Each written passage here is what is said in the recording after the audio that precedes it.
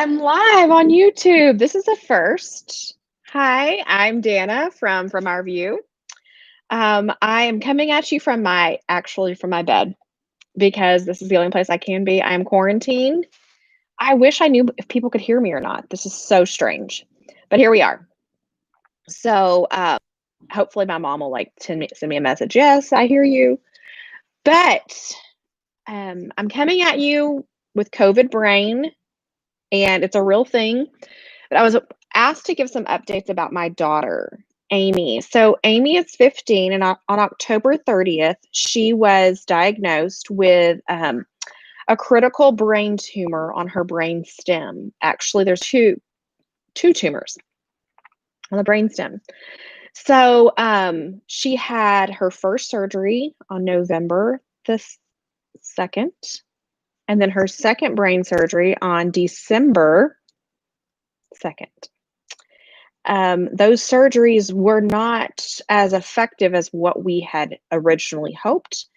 And so, anyway, the recovery process just from brain surgery alone is completely unreal.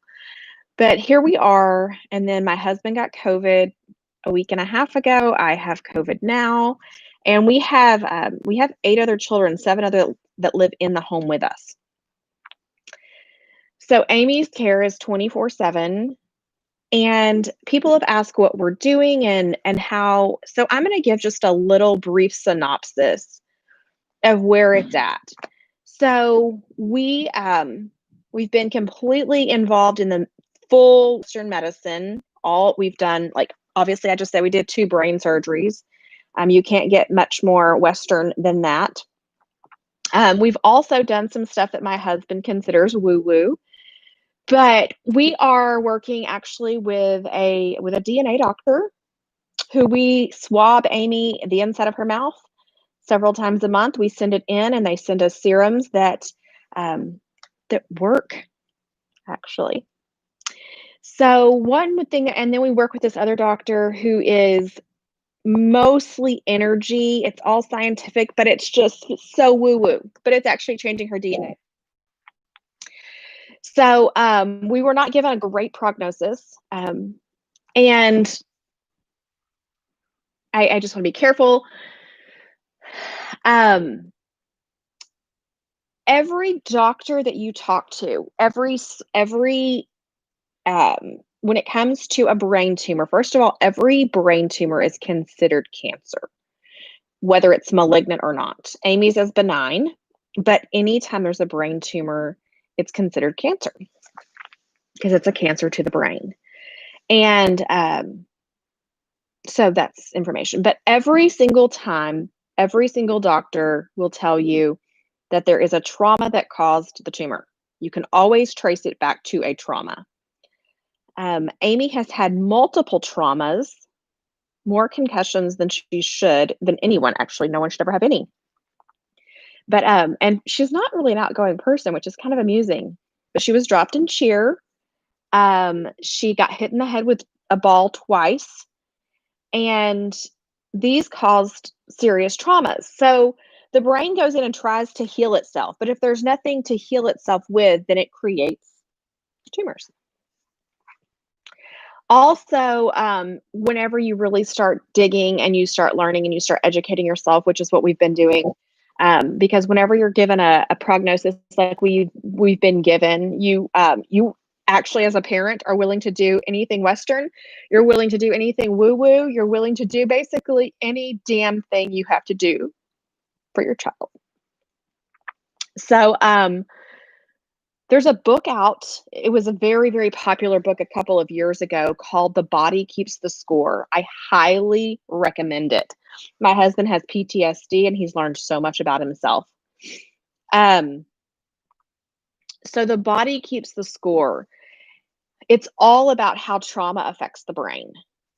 And so we are going back and doing Amy is doing extreme, deep, hard work on emotional trauma. The DNA doesn't lie. It's so bizarre. DNA doctor said there was a trauma when she was 9 months and there was a trauma when she was 10 years old. Whenever y'all are ready to talk about it, wonderful. I wish somebody would just text me and tell me this is working because I don't want to ramble for no reason. But the body keeps the score. I highly recommend it. So Amy's been doing extremely hard work on her emotions. We see her healthier than she's actually ever been. So the hard work on her emotions is now playing into the hard work on her body. Because with traumas, there are side effects. It's interesting though, because I'm learning that as you heal the trauma, you heal the side effects. So Amy hasn't been able to, they said that she would probably always and only be in a wheelchair. And right now, as we're talking, she's on a rowing machine. She walks with a walker, but her walking with the walker has improved by probably 70% since last Friday. The symptoms that she was having are just disappearing. She's not on any medication from Western medicine because they haven't given us any medication. But we're getting a second opinion, which we find to be comes from a place of privilege. So we don't take second opinions lightly. The treatments that we're doing come from privilege. We don't take those lightly either. But we're getting a second opinion, and very soon she will have MRIs. And while before a week ago at this time, MRIs seemed like the scariest, most just threatening, because that's where we learned of the trauma. But we're actually excited for the next MRI to see what happens, because when you heal the trauma, you heal the body. I am going to go ahead and go out there and be risky and tell y'all, because I've got nothing to hide. She was having an energy session with her doctor last week. She was working on traumas. This is my 15-year-old daughter. I'm sitting on the couch with her, and just, I don't even know how to explain it, so I'm just going to say it. I literally saw cataracts fall out of her eyes. You can think I'm woo-woo. It feels woo-woo to me. I don't even know what woo-woo means. But again, whenever you have the prognosis and the diagnosis that our child has, who gives a shit about woo-woo? Bring it on. Girlfriend has done hard work. She's doing hard physical work. She's doing harder emotional work than I've ever known any adult to do. So our bodies want to heal themselves. Our bodies naturally want to be well. But if our emotions aren't well, it's so crazy how much every single time emotions are attached to illness. You cannot separate the body, the mind, the spirit. It is like all one big complex thing. So while I am not against Western medicine, and we are going for Western medicine, we're going to get second opinions, right? We're doing all of that. To me, it feels like if you have a mouse problem and they go in and they take out they attack that problem and they get rid of that mouse in the house, but they don't actually take care of the hole that let the mouse in the house, then you get more mice. And so what they're telling us with Western meds is that if you do all of these things, it gives such a likelihood of secondary problems. I'm not saying we're not doing things. We'll do whatever to save our girl. But you've got to actually fix what's bringing the mice in the house. So for us, we have these brain traumas. We have these emotional traumas that are crucial.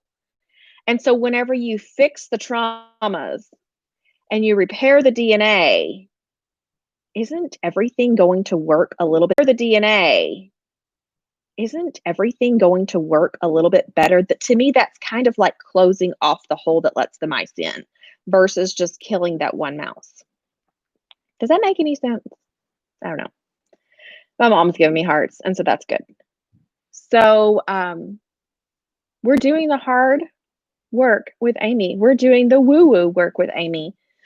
We're doing the DNA work with Amy. Here's something fascinating. After one of her sessions with her energy, we'll call it her energy doctor, we sent in a DNA sample. Actually, she checked her DNA doctor checked the DNA. The DNA had literally changed from the session. We had not even sent in a new sample. The DNA that was in the other state changed from the work being done here. Quantum physics, maybe you're a genius. I'm not. I'm just learning a little bit.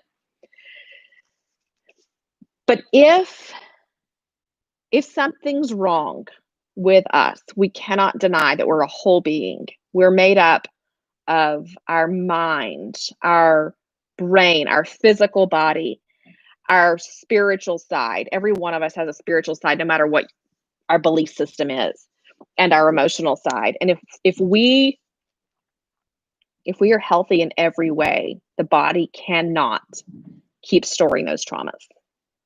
It cannot keep feeding those traumas. Hope that makes sense. So,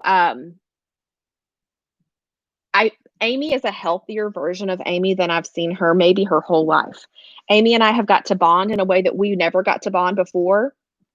And not out of this weird caretaker thing, like actual bonding. And that's really all I've got. COVID is real. I do not recommend getting it.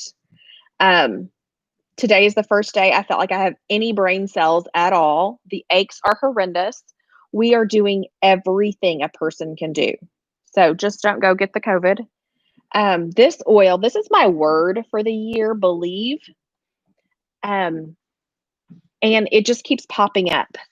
And I just found this extra bottle. I was going to get a bottle of oil out of this basket that I have with teaching oils, and I was going to just teach a quick little oil thing. And this was in there. I had no idea it was in there. And so go get you some Believe oil, whether you believe or not, they work. The energy and DNA doctor, remember DNA doesn't lie, have Amy using essential oils. That's not all they have her using. Remember, we're coming at it from every angle. But the oils, Young Living's oils actually work. And I don't know. I think that's all. Support your body. You've got to take care of your emotions. If you want to have a healthy body, you have to have healthy emotions. That's all. Thanks for joining me.